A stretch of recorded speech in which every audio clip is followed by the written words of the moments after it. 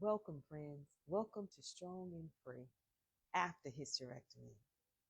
Welcome, the show where we celebrate resilience, recovery, and the power of women stepping boldly into their next chapter. I'm your host, Dynamic, and today we're diving into what life looks like after hysterectomy surgery.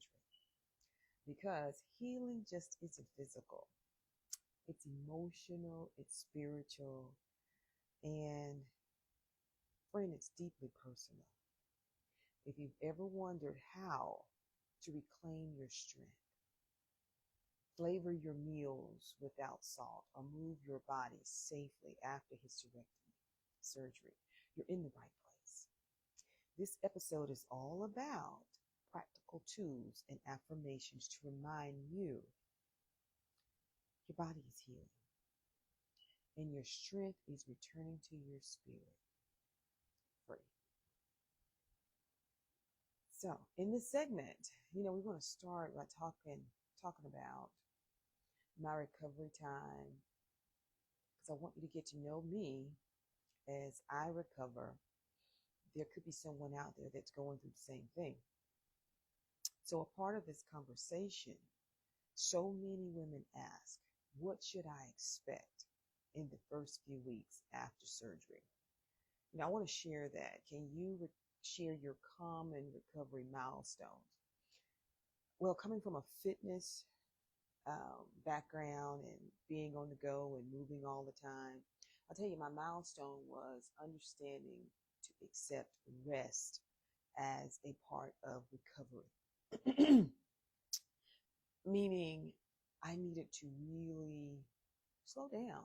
And I found that in reclaiming my strength. Rest is strength. Oftentimes we just get so in tune with running the errands and so in tune with routine until we forget that rest is indeed a part of that. So in the first 2 to 6 weeks, rest is essential.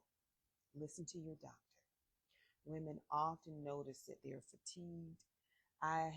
Was a little fatigued coming out of the hospital. Um, when I walk, I'm walking now, so if I walk for 5-10 minutes, I find myself a little fatigued. But I'm hopeful because by week 6, many can, begin gentle stretching and lifting a little bit of light weight. But it's important to listen to your body. Healing is not a race. And I love that healing isn't a race. And emotionally, the surgery can feel like a big shift. I want you to realize that. A big shift towards a life change, especially if you've, like me, growing up in the culture and you've heard all these myths about hysterectomy and you gain all this weight and, excuse me, you gain all of this weight and life is never the same. So I grew up that way. But hearing those myths. So this surgery can feel like a big shift. And what advice would I give women to honor their bodies during this time? The biggest advice I would give to women is I would encourage them to reframe recovery as a season of renewal, journaling, affirmations, reconnecting with a supportive group of communities. And that's the reason we have Fit and Free Community. Fit and Free Community is designed for women who are the decision makers of their life, who see wellness as power in their life. It's a community of supportive women. And when you connect to this community, this is a powerful transition rather than a loss. For me, to you, that's beautiful.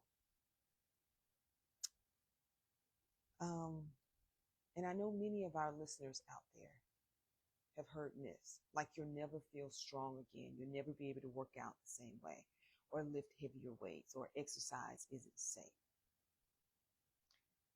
And what's one myth that I'd like to bust today? The biggest myth that I want to bust today is Hysterectomy means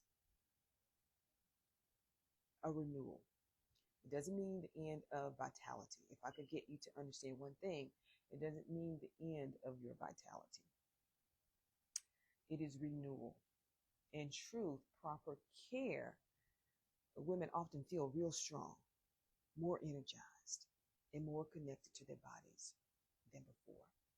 Another myth I'd like to bust is, especially in my culture, I've heard of women having multiple hot flashes, like back to back to back. And so having a hysterectomy, as I had, total hysterectomy, ovaries, uterus, cervix, everything's removed, you are immediately shifted. And so I'm sitting there thinking, oh my God, when is it going to happen? When is the flash coming? I'm bracing for the thing that all my life I've heard and seen people. So when is mine going to get here? So being as I am, I did a little research because knowledge is power. But what's more powerful is the application of knowledge. It's one thing to have knowledge, it's another thing to apply the knowledge that you know. And so I did some research and compared cultures across the globe. In this research, it stated that most Asian cultures of women least report hot flashes. And I was like, because I'm on day number 6 and I haven't had one. And so I said, what could I contribute this to? What could it be? As many of you may or may not know, but I've been vegan for the last 5 years. I recently reincorporated fish back into my diet, but I eat a lot of tofu. A lot of phytoestrogens are in tofu. And so something hit me and said, could it be phytoestrogen? Could it be your diet?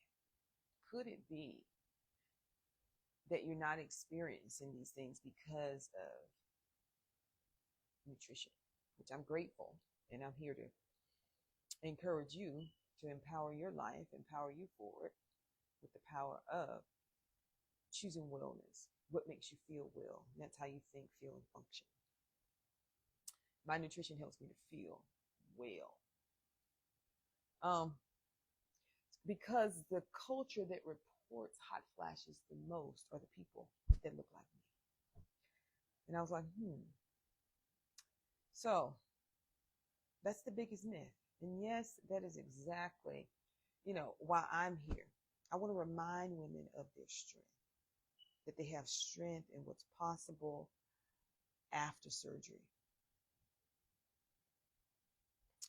And on this next segment, I want to also talk about nutrition and the power and the impact on sodium after any abdominal surgery, after any surgery. I know we like to eat what tastes good, what gives us pleasure. Oftentimes, that's not good for us, the body, in that recovery time period. So I'm going to talk about the impact of low sodium nutrition on a full episode. And that's going to come later on this week.